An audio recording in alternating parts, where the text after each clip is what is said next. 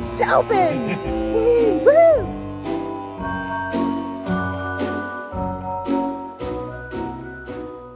And welcome back to Antique Agenda. Today's the day. Scott took off work yesterday and today. Today is Friday. We're here at the Douglas County Fairgrounds in Castle Rock, Colorado for the Rue de Noël Christmas show. I signed up just a couple weeks ago and was able to get a booth. Okay, so this is my booth space. And it's actually a little bit bigger than I thought, so I have no idea what I want to do. So Scott and I are going to play around with tables. I might actually rent a third table because I was thinking it was going to be a lot smaller than this. So, but you know, extra space is a good thing. So we're just gonna build. We're gonna build, right, honey? We really did our best. We set up 3 long tables. I'll show you guys the booth here in just a second, but I didn't film a lot yesterday, you guys. I was gonna do a whole setup and it didn't happen. It was tough. It didn't happen. Yeah. It wasn't tough. I just got distracted. My head got in the, you know, trying to make it look pretty, make sure everything was tagged. I think I still have some things that I didn't tag, but you know, we're doing our best. This is our first Christmas show. Yeah. All right. Okay. So I am up here in a corner, one of the corners. And you guys, I got really lucky. They gave me a booth right next to my very favorite vendor at the Paris Street Markets. Georgia Hecht is right next to me. This is Georgia's booth, of course. It looks incredible. Her stuff is amazing. And this is me. So the radio is a little loud, but I'm going to show you my booth first, I think. And I did move the table right in front. So I think that might be better for flow. So that way there are 2 entry and exit points. So I think that'll be good. But this is it, you guys. This is my booth. I did the best with what I had. I was able to paint this little folding screen back here. This I did have. It's actually my daughter's. She was painting the other side of it and she never took it. It's just been in my basement. All right, so this is some of the stuff I got. I got some $5 items. I got $10 items. I got ironstone. I've got sheep. And I want to really give you guys a little tour because I'm sure in a couple hours it's not going to look as good as it does now. This is probably as good as it's going to look. I do have some dollies. So this is me. And I've got my little mid-century corner right here. I'm doing a whole bundle here. Train case, tree, and a blow mold, and a little shiny bright box that isn't in the best condition. But this whole bundle, $45. They can take home the whole thing with the cute little red train case. I think that's a good deal. Scott's just watching. You know what you could do? I'll make you some coffee. Let's make me some coffee. Best coffee in the whole world. Scott latte. I was really interested in this booth across the way from me. And I don't see it priced yet. So we're gonna have to find out. This is gonna be $45. So I have to decide if I want to spend money where I'm supposed to be making money. And the pink one here, this one I think is gonna be $65. Isn't that beautiful? Let's go ahead and do a little tour while we're here of this booth. We've got carolers. We've got some blow mold candles. Here, we'll just start up at the front of his booth. I figure we might as well just do a little shopping now so you can kind of get a feel for it while I have the opportunity. This doesn't look like he has a price on these either. There's $3. Depends on what it is. Ooh, this one has a fleur-de-lis. Ooh, maybe I should buy this for myself. Oh, there's some great stuff in here. What is this? $5 for the little knitted bells. These are darling. Oh my God. I'm not supposed to be shopping. Not supposed to be shopping. $7 on this. This is fantastic. Great bright colors. you like a kitschy 60s retro tree, this is awesome. And then look at all of these. These are the kind of ornaments that I grew up with. I always spent Christmas with my grandma, and she was more formal. She had, I'm going to say, mostly the Hollywood Regency, leaning toward French provincial type 1950s home. And her Christmas tree always had these awesome sequined ornament kits. Her tree was decorated full of these things. Look at this pretty one. I like the gold. Oh, and it's only $3. Should I get that? Just like what my grandma had. Did you make this display for the salt and peppers? No, it was a seed display from a like a farm store. Oh, so this is an old school seed display. Wow. It's great. Perfect way to display salt and peppers. I love these. The little, I'm going to say, they're not dodos. Are they dodos? What are these? I don't know, but they're cute. And the monkeys. We like them. We definitely like the monkeys. $10 for the cute monkeys. All right. Wow, they're going to be swarmed around this booth first thing. $20. $25 on the little shiny bright set. So fun. I know some of the folks who love the kitsch love these kinds of ornaments. $30. These aren't really my style, but I know they're super popular. These as well. I love just this as a display. Leave it in the box just like that. So pretty. Oh, I was admiring this yesterday. Isn't this beautiful? Candle tree, $150. It's really nice too. Big basket just full of loose ornaments. For those of us that love to dig, this is great for a booth because it just draws us like flies. And he's also got a ton of vinyl. Look at all the vinyl. I'm not sure how much time I have. I'm gonna go check with Mr. Agenda, see if he made my coffee. So you got some breakfast? Got some breakfast, yep. I want to get some food in me before the show starts so I'm not starving and thinking about food while I'm trying to sell. What you eating? I'm eating a breakfast burrito. It's delicious. Okay, so he just pointed and he did make me coffee. It's over here. Over here on the table, look at that. He even brought me a mug. One of the vendors already wants to buy this beautiful coverlet for $50. So we're gonna give that to her, and I already have something sold. Look at that, you guys, before we even open the doors. I'm gonna let Scott take care of the business of selling the needlepoint to that vendor, and we're gonna continue looking at some of the booths because now's the chance before the doors open. Okay, so I'm kind of gonna be skipping around because I'm, of course, drawn to the more vintage antique booths. These huge Empoli green brandy snifters. $75 on each of these guys. And we got some more of the beaded ornaments. Lots and lots of ornaments. Wow, I might have priced one of my ornament packs maybe a little high now that I see some of these other prices. Ooh, look at this one. Wow, this is beautiful. $50 for the set of 4 of these. We've got a nativity section. This one's actually really interesting. The way it's set on the corner here. I like that. $60. It's not your typical manger. This is your typical manger right there. This one's special. I really like that. Ooh.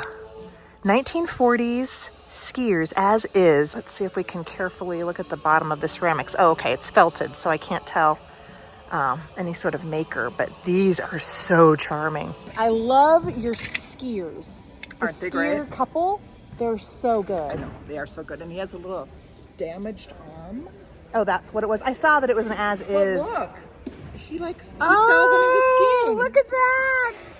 So the skier just got wounded See, on the hill. That's right. That's exactly what happened. I love that. I think that's great.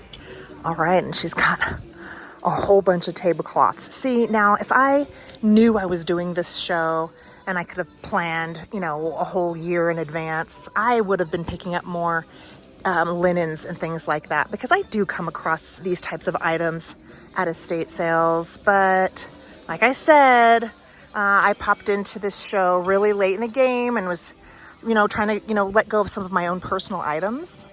Okay, so now I'm approaching the back part of her booth. It's full of really cute, small, collectible Christmas sculptures, candles. I had one of these, very similar to this. This must have been a kit at one time. This is $20. Ooh, I missed her baggie section. Look, she's got little goobers. She's got really great silver things. See, this is more up my alley. $5. Oh, and look at the cute little orange partridges. $10 for them. Very cute. But I'm kind of drawn to the silver. I know you aren't surprised. Look at these. That's really good. All right, so I found another vintage dealer. Let's pop into this booth. Look at the elves. Look at the elves. $64 for the giant elf. It's really, really loud, so I'm just going to keep talking in hopes that I'm going to be able to share this on the video. Wow, these are great. Little snowman ornaments. $12? Are your little angels a set, or are they individually priced? Individually. These ones. Like, 6. I think. Oh, this one looks grumpy, actually. That's kind of funny. Look at her face. She looks like a little bit grumpy. This one looks a little bit happier about her job. About singing with the harp. Check out some of these. Look at that. $7. Christmas, and I'm all wrapped up. It's a sexy, naughty retro card. That's pretty great. We got some old paper doilies. Look at those. See, there might be some really great stuff. I gotta go through this. I'm probably gonna need 2 hands, but there's everything from children's books to pamphlets. Oh, look at this one. $10. Oh, wait a minute. Hold on. Oh, that's great. Yeah, it's worn, but I think that's great. $10. $5 Christmas hankies. Okay, I need to go get some cash right now. Look at all these. All right, I know I'm supposed to be babysitting my booth because Scott's gone. But we're gonna go over to George's booth and I'm gonna show you the piece I have my eye on. It's right here. Look at this. Look how sizely. We love that. Has really great impact. So that's the one I'm thinking about right there. This one too, actually. This one's pretty good too. But I think this is the one that I've got my eye on. There's also one over here. The big teapot, because the tree. Look at the tree in this thing. So this is $60 for the teapot and that beautiful tree. I'm in love with that tree. And look at these. Aren't these darling? Really cute. I love these. All right, so we're gonna do a little musical tour of George's booth before people come in here and take it all. Are you ready? Let's do a musical tour. Here we go.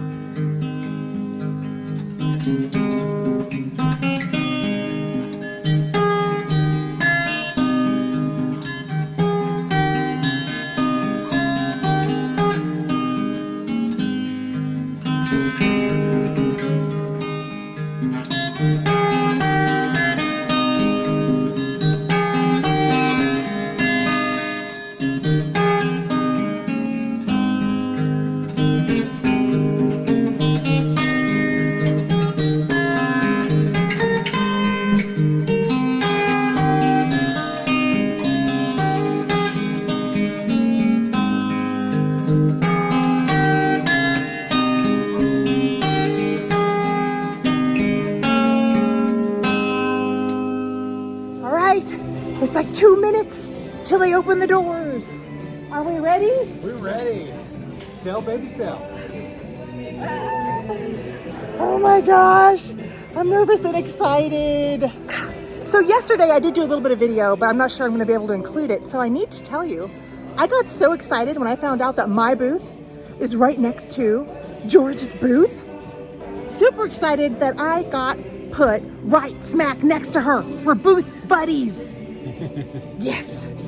I couldn't have asked for a better location because everyone, as soon as those doors open, they're gonna be swarming to her booth, which means I'm gonna get the overflow. So I told you guys, look at how many people are in George's booth. Full. Not full. Full. Not full. She's popular. I mean, you gotta love her. I know I do.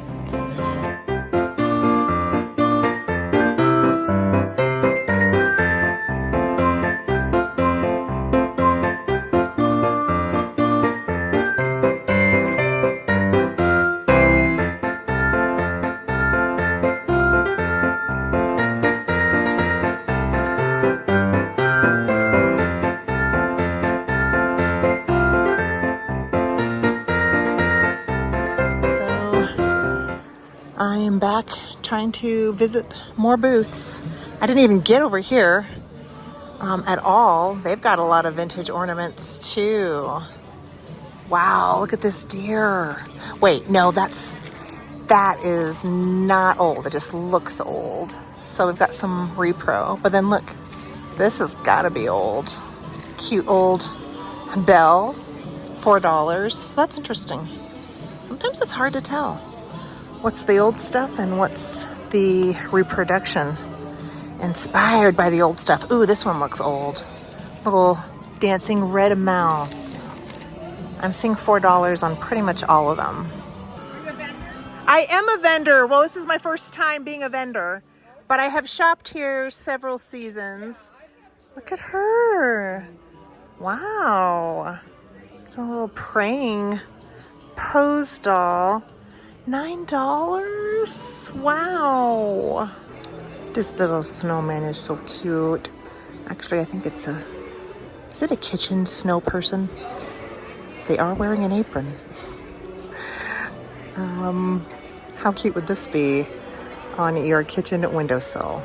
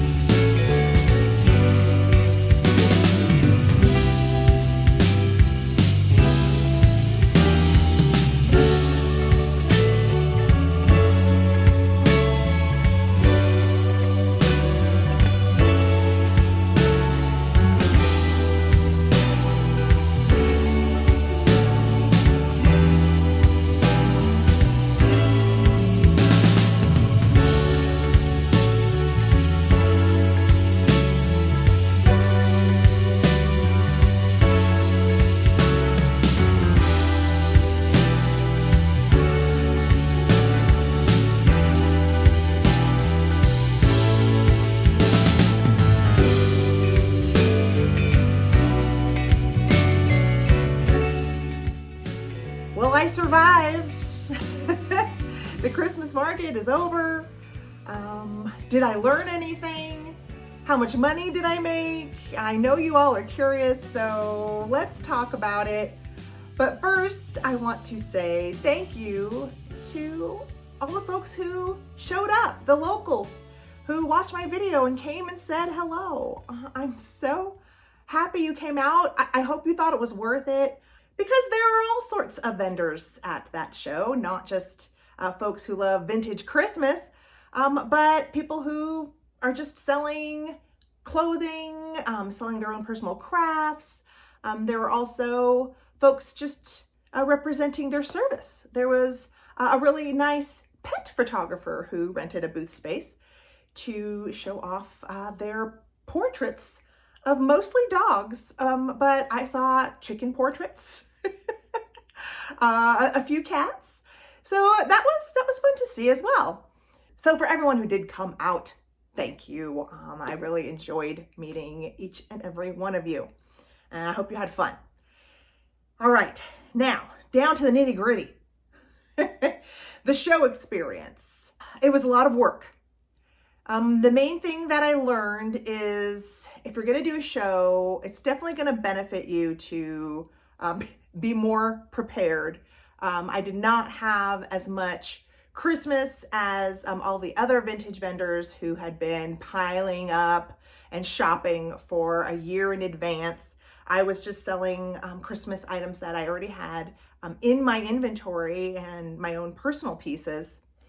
So I was supplementing with some of my own regular vintage. I had transferware, I had ironstone, just regular decor pieces. And I did try to Christmas it up and add trees in there to make it fun.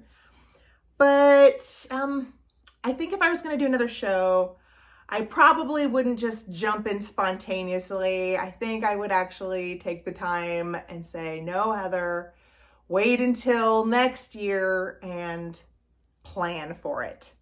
Planning would have been better. But I did sell, so how much money did I make? I ended up taking home about $1,400, a little over $1,400. So that was great, but you have to subtract the booth costs. And the booth rental for the 2 days at the Christmas market, for the smallest size, I rented the 10 by 10. That was as small a space as you could rent. And that was $375 plus $10 for every folding table you decided to use. And I ended up using 3 folding tables. So tack on $30 on top of that. My booth rental cost was a little over $400. So when you subtract my total sales from the booth rent, I ended up with about a little over $1,000 for 2 days. Actually 3 days if you count Thursday, which was a full day of setup. So financially, I don't consider that probably the greatest return on investment if you factor in all of the time and effort with the profits. But it wasn't horrible. And, you know, I really was working with what I have. I didn't go out and buy a bunch of shelving. I used all things that I had. I mean, you saw my booth wasn't really cute with, you know, different bookcases and things. I basically had 3 folding tables and was trying to do as much levels to make the merchandise look as best as it could. So I think that was smart of me and not to try to go over the top. I just stuck with what I already had in the garage and in the house, and it turned out fine. So I'm glad I did that. I'm glad I just stuck with the tables because it was a lot of work, just the tables alone. And I had help. That's another factor. Would I do another show event if I hadn't had a partner? No way. Absolutely not. I could have never done that on my own. Let's all, down in the comments right now, let's give Mr. Agenda some clapping hands because I really needed a partner for not just having an extra pair of hands, but emotional support, managing the booth, so if, one person wanted to leave to go eat, to just get a breath of fresh air, to use the restroom, I needed a partner. And I do think most of the vendors had someone else to help them, but not everyone. The vendor across from me, the one with all the vinyl, he was on his own. His wife was visiting family, and so he did it all on his own. And gosh, his booth was huge. So that was a lot of work. Anybody who does shows, I got a little taste of what you guys go through, the amount of effort you put in, and I am very impressed, and my beret tips off to you, to all of you who really put your all into those shows. So it was still fun. Would I do another market that was a little more general? I don't think so. I think if I ever decide to do another in-person market, I want to do strictly antiques and vintage, like the junk hunt. I think the junk hunt would be a fun event to participate in the future. Of course, they don't have a junk hunt here in Colorado, but when I move to hopefully live closer to my daughter, then I think the junk hunt might get put on the agenda in the future. So that would be fun. So what else did I learn? I learned that designing your booth for flow is important. I was happy that I moved my sales table in the center so I could have 2 entry and exit points. That I think I would definitely do again if I ever did a live show, or of course just if I had an antique booth. I think having 2 spots to enter and exit is nice for flow. So that's something I learned and would recommend. Okay, I need to fix my hat. I just realized my hat was slipping. All right. So yeah, learned a few things, made a little bit of money. Of course, got exhausted, but had a whole lot of fun meeting people. And the best part was the fact that I ended up getting to sell next to my favorite vendor, Miss Georgia Hecht. I have loved her ever since I met her at the first Rue de Noël. I really, really felt blessed to have had the amazing luck to have been put next to her booth, especially considering I signed up like 2.5 weeks before the show. So that was wonderful. And I learned some interesting things about Georgia, which I might share at the end. But now let's go through, what did I pick up at the show? I think I took a video of everything that I ended up buying, except for one thing from Georgia. So let's start with the we need to start with the hankies. So when I saw that hanky box with all of those Christmas prints, I couldn't believe she had that many and that she had $5 a piece on them. So I could have easily left that booth having spent $50, but I was trying to not spend a ton of money, at least at the beginning. I mean, I found these before the show opened. So I was trying to start conservative, and I chose 2. So I spent $10. They were all laundered and pressed, but a lot of them did have some yellowing or stains just from vintage use. So I was trying to be a little bit picky and choose hankies that didn't have any yellowing on them. So I chose this pretty one. I also wanted to choose ones that had an interesting edge. So this one had kind of a zigzag edge, and this one had a small scallop, but look at the graphics. So good. So these were the two hankies that I ended up choosing out of that huge collection.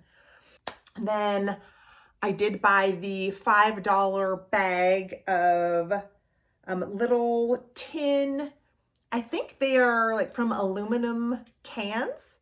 There were 3 pieces. This beautiful ornament, this cute little kind of sandwiched star situation, and then this more like a little lantern type ornament. So $5 for the baggie of these 3. And then I went back to my booth and was trying to be good, but of course I was staring across the way at those beautiful vintage chenille trees.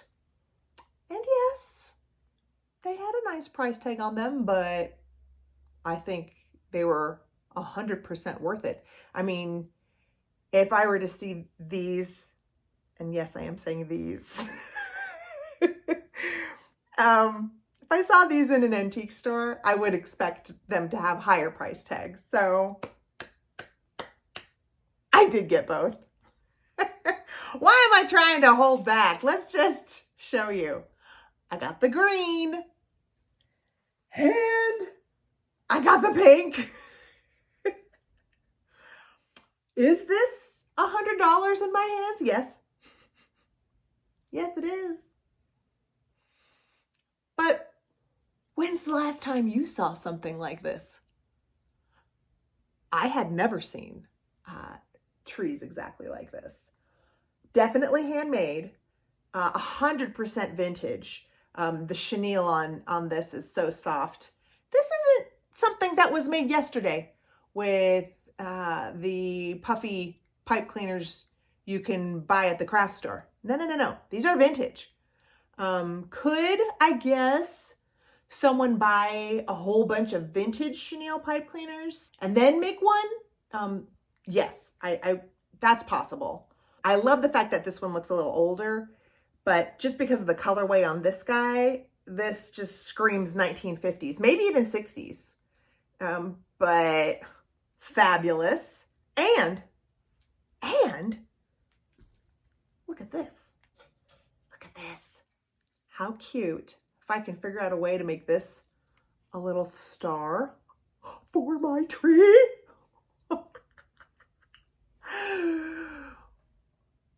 Love it. Now, will I sell either of these? I'm not going to sell a green one. 100% green one is staying with me. Now the pink one, the big girl. Would I sell this?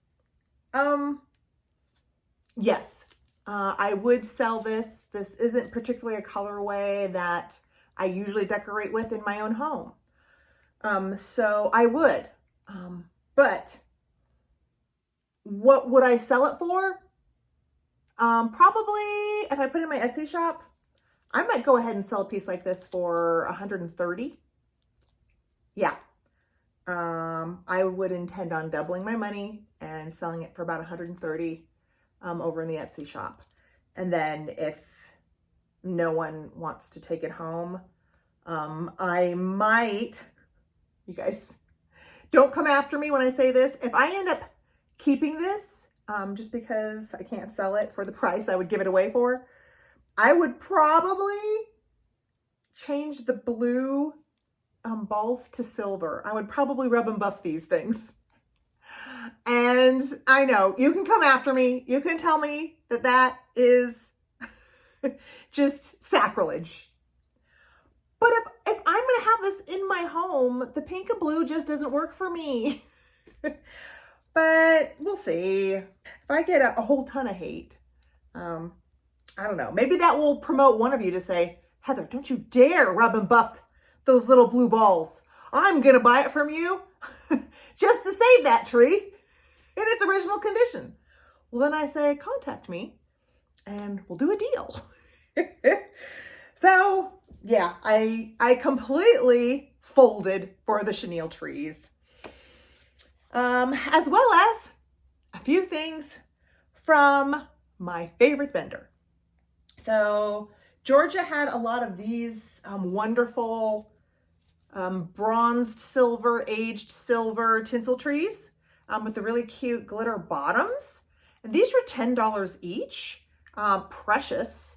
And I probably should have bought more, but you know, I was in the mental state of letting go. So I was really trying to be strong and not go overboard. So I got 2 of the $10 tinsel trees from Georgia.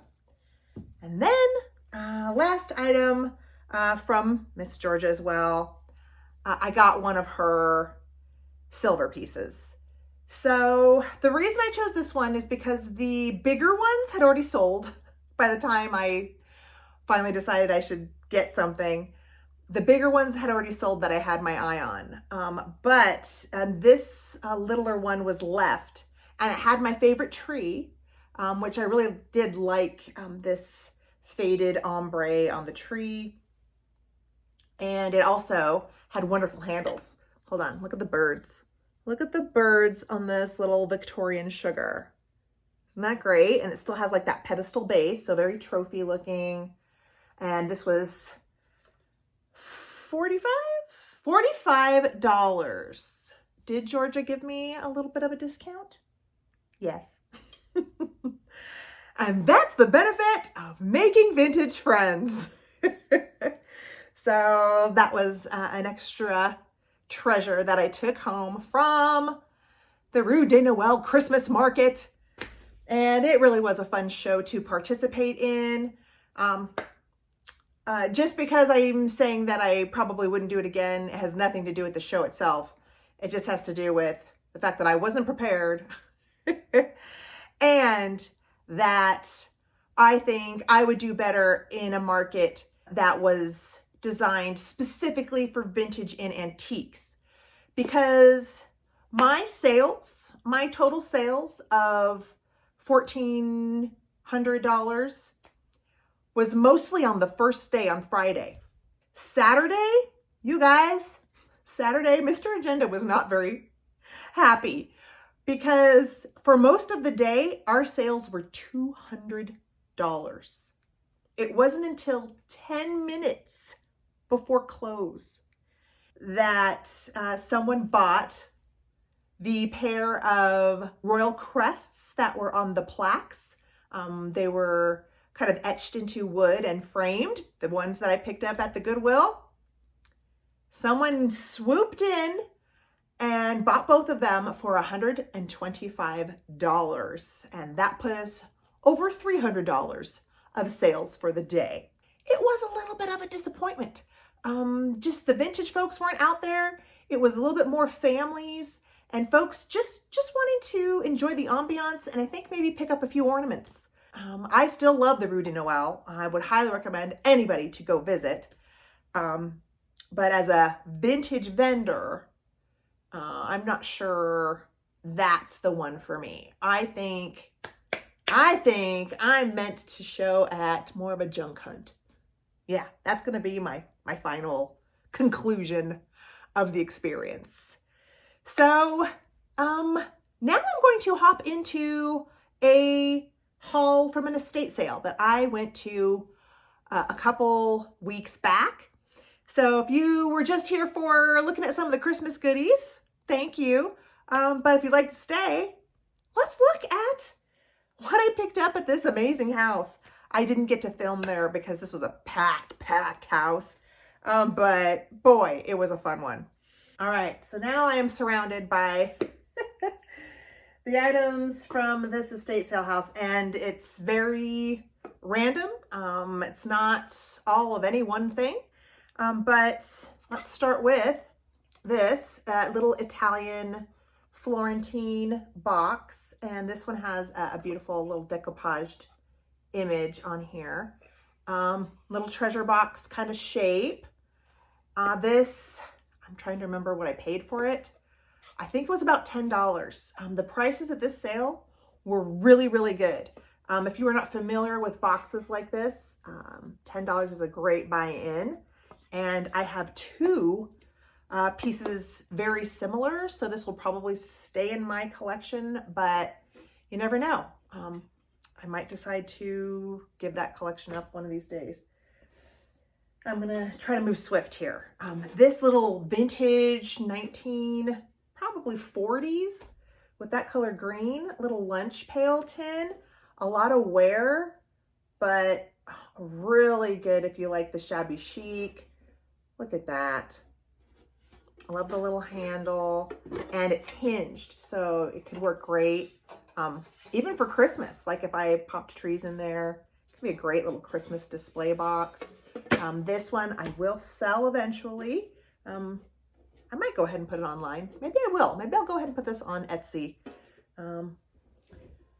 So keep an eye out for that. If you love the vintage, rusty, crusty lithograph tins, I got one of these printed stuffies. You guys know I like these pieces, and I couldn't resist the rabbit. So I picked this little guy up. Oh, look at the dust. This is literally this house. They said that this house had not been inhabited for like 3 years. It was chock full of a whole bunch of charming items, anything from antique to the 90s.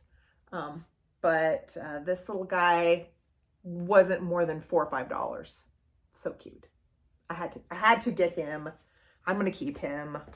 You guys aren't surprised. Let's go to this little guy because there's still a tag on it. $4 for the 1980s or 90s Christmas Victorian cone. Love it. Probably made in India. I also, you guys, look at the size of this mid-century jewelry casket with the glass top. I love these for display. And yes, those beaded flowers were at the sale too. They weren't in here. I put these in here, but the beaded flowers, I think I paid $5 for them. The casket, $10. For one this size, this is a $65 casket in any antique store. This is a big one, if you can see from my face. So yeah, beautiful jewelry casket. This will be for sale sometime.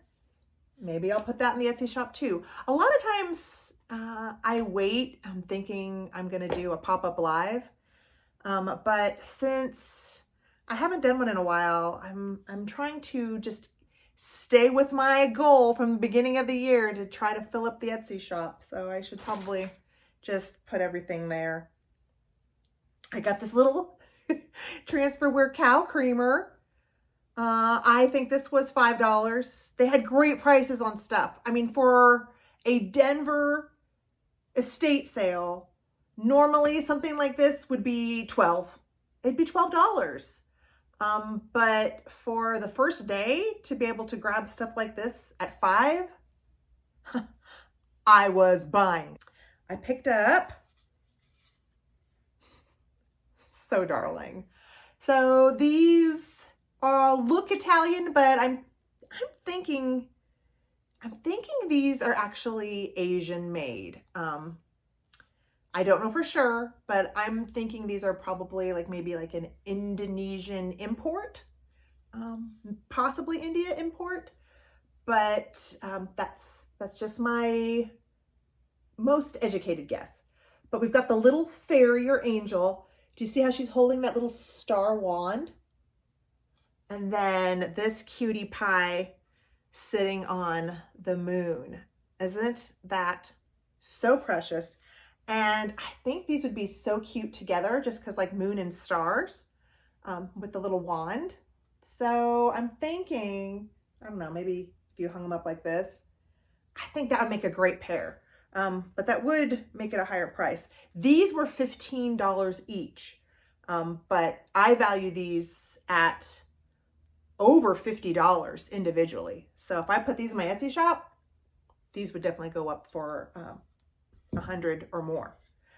Why? Because there just are people who like this look. This is what I would consider old world, religious, like in Santa Fe, the folks who like the mix of old Italian and French, reliquary mixed in with Eastern Buddhas. I'm gonna call it like a world traveler leaning into religious iconography aesthetic. That was a mouthful, but for those of you who understand where I'm going, you get me. You get that lane. I know you do. So yeah, I think these are great. And then also in this home, snuck in between pieces like that, was an actual French carved wood cherub. I can just tell that that's what this is. I mean, I guess it could be Italian too.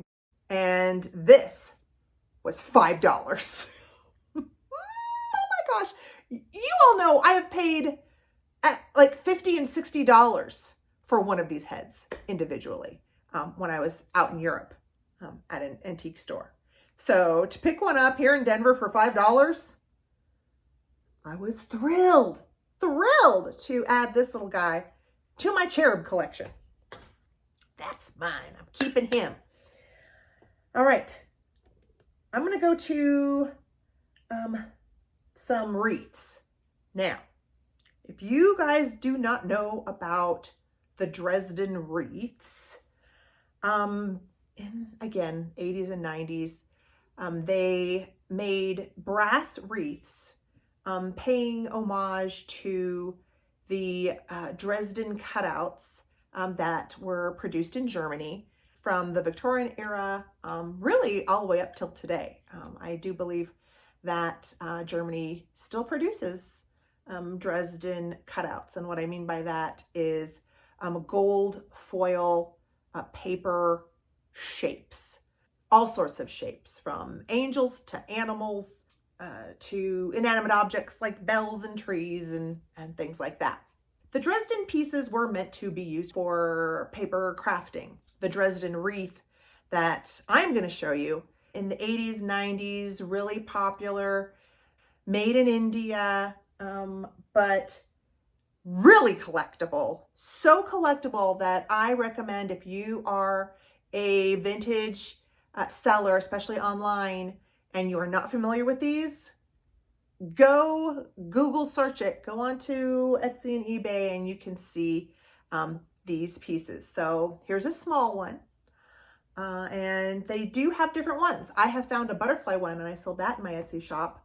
But this is one of the holiday wreaths. It's kind of like holidays and random animals. Because, you know, there's swans and bears on here too. There's rhinos, lions, what is that? A deer. Oh, look, there's a jack-o'-lantern, turkey. So a big mix. So these reflected the gold foil paper die cuts that were made in Germany. I got a big one.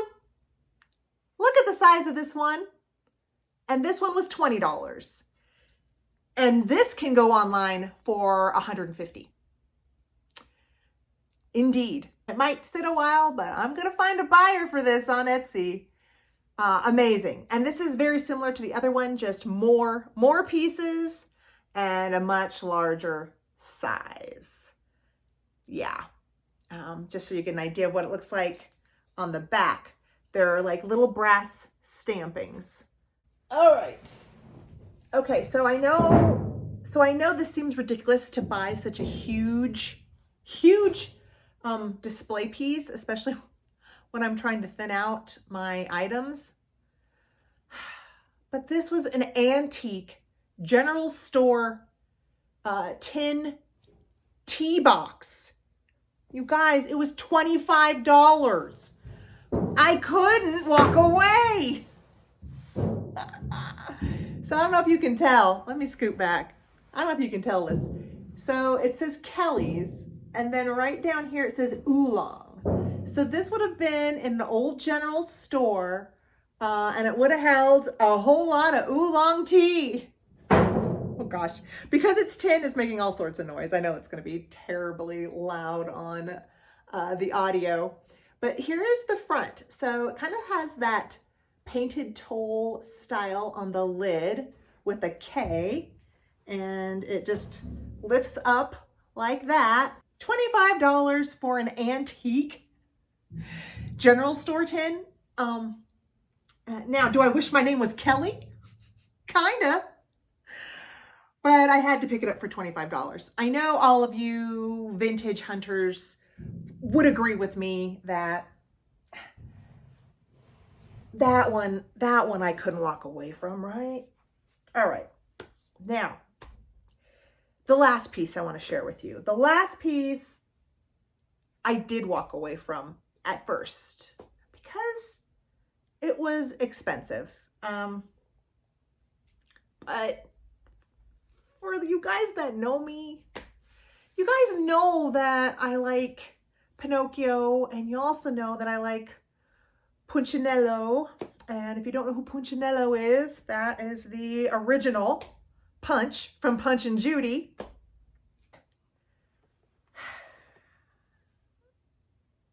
I paid up. I paid up for Punchinello. It is beautiful. I'm not saying it's not worth what I paid for it, but I didn't need to be splurging on a Punch puppet, but I did. I didn't know when I was going to come across one so beautifully painted. Moth holes. It's completely like composite material on the hands and face. And I paid $65 for this little puppet. Now, a lot of you would say, yeah, that's a little high, Heather, but I didn't see any other Punch puppets that were this high quality as far as face sculpt and paint. So I caved. Sometimes those estate sales will get you. Everyone else is wandering around, grabbing stuff to the right, to the left of you. And this was a packed house, but it wasn't just packed with goods. It was packed with buyers. The line was around the corner down the street. And when you have all that competition next to you, sometimes you just feel lucky to get your hands on it. You know what I mean?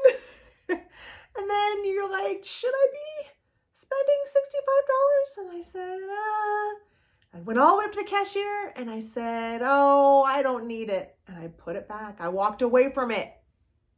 And she put it to the side. I bought all my goods, put it in the car, came back for round two. And by the time I came back the second time around at the cashier, he was still sitting there waiting to be put back. And I said, why don't you just add him in? For some reason, he was talking to me, laying down there next to the register saying, just throw me in the pile, Heather. Throw me in there. And I listened to you. And now he's here with me. I did put him on this little stand for display. And so now I've got myself a little friend to add with my dollies and my teddy bears and all the other things that I have decided I need in my life. Am I feeling a little guilty about that one? A little bit. Just because I didn't need to be, tacking on $65 to the total. How much did I spend at that house? Well, I'm sure you guys could add it up if you wanted to. It might have been about $200 when you count both passes. I hope you enjoyed all the goods. I think I did well. I'm sure all of you agree that I do spend too much money sometimes, but I buy some great treasures. So let me know, what was your favorite? What do you think of Punch? I'm sure for a lot of you, you think he's frightening. You probably think that's a piece made of nightmares, but to me, nope. Give me all of the scary puppets with a big proboscis. Why do I like big noses? Well, hello. You've got the Romanesque genetics right here. All right. Anyway, before I go, I want to tell you guys something. For all of you who want to stay for a little extra chitty chat time, I found out something really interesting about Georgia Hecht. Now, she has been a creator and crafter and businesswoman her entire life. And in the early 2000s, she got featured in a Mary Englebright magazine.